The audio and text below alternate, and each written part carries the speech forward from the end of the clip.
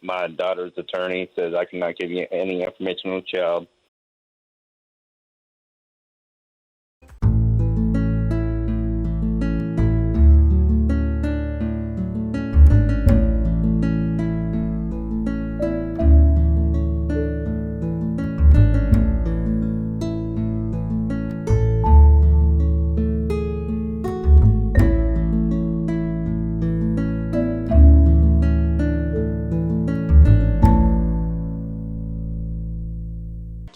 How to Fight Child Services and Win.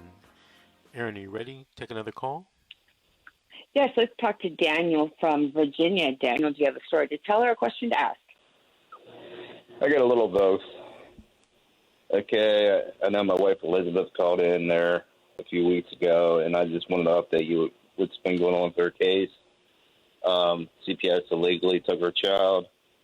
We went through 3 court dates. We were not able to present our side. We had a biased judge.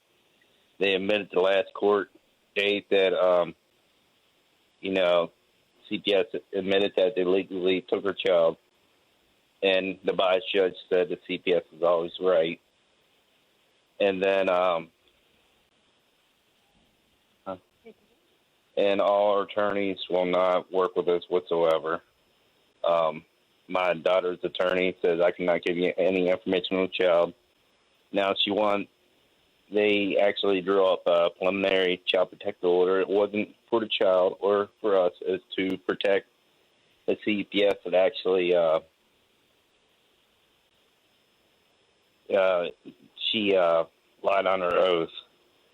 And so, believing that it wasn't the preliminary, that was not, that would not have been enforceable. But we basically threw the rule book at them, and they're trying to get us to do a psych eval now. And our case was actually closed. We got a closing letter said it was unfounded. Our case was unfounded, and they had no jurisdiction. We're not residents of Pennsylvania or Virginia. We're actually residents of Florida. So she was heard in foster care. Now she wants to. Who was hurt? Go ahead. My daughter. She was actually hurt in foster care. Hurt how? What was that, Vincent? I didn't hear you. I'm sorry. How was she hurt? She when we went to her first date there at CPS, she had a swollen face, and you could just tell the marks on her ear. She had pinch marks all over, and you could tell, and it just looked like they literally beat the child. It was awful. Did you report this to anyone? I'm sorry? Did you report this to anyone? Yes. We tried, and they wanted to deny it. They just said the child gained that much weight in a week, which is, we know it's not reality. They never presented allegations to us when they came out. They never gave us a petition. Handbook, none of that. They yell in our faces. We were told we were going to be held obstruction of justice. An officer actually shoved my wife, and they barged into the home without a warrant. Now, she's placed with my wife's sister, and now CPS, due to the fact of the matter of the preliminary child protective order, they want to do a psych eval, but they never drew up any court orders. It's each thing that needs to be done, they would have to draw up a court order. All it says on that preliminary is suggestions. And so therefore, they tried setting us up with a psych eval doctor, and they called in to CPS and said, well, I'm sorry, we can't do anything for him because you guys never drew up an order for that. We need to talk to the clerk of courts, and the last court date we were there was no docket number. Let me ask you something. Do you have court-appointed attorneys, or do you have private attorneys? Yes, we do. We have court-appointed attorneys, and they're no help whatsoever. We have a private investigator, and everything just we asked for a pill and the 388, the whole nine, and they said, "Sorry, sir, we can't do that for you."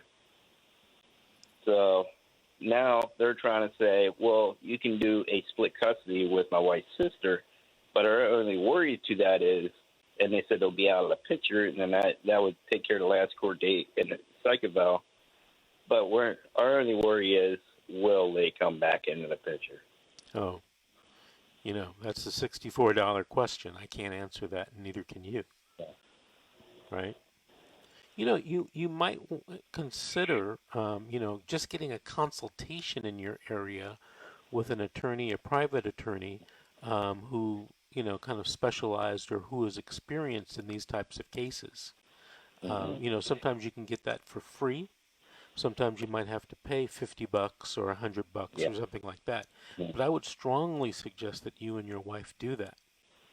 Yeah, we done called attorneys from Maryland down to North Carolina. We contacted the bar and said, "We're sorry, sir, but we had parental rights, HEPA rights, civil rights going down the line violated." And they said, "We're sorry, sir. In this state of Virginia, we have no CPS defense attorney who will handle that situation." I hope you have a pen and a piece of paper because I'm going to give you a telephone number. And I want you to call that telephone number tomorrow. Yes, Okay. I know it's Sunday, but somebody will be working. And I want you to make an appointment to speak with me during the week. That'd be wonderful. The telephone number is 888-888-6582. 888-86582. 6582? Yes, sir. Okay, sounds good. All right. 888-888-6582. 2 minutes. Right. So when you make that appointment, we're going to talk about possibly helping you find an attorney in your area.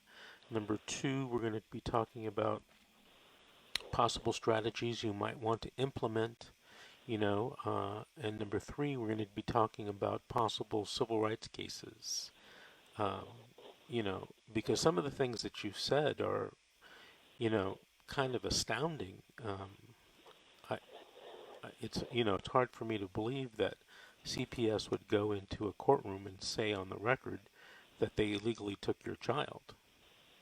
Yeah, it's unbelievable that the DSS attorney, she brought the judge 1 minute. times, and he said strictly before the court when he started, he said anybody that interrupts me will be held in contempt of court. But he's for CPS, and he says they're always right no matter what the case is. So he's a biased judge, so he just went along with it. Okay.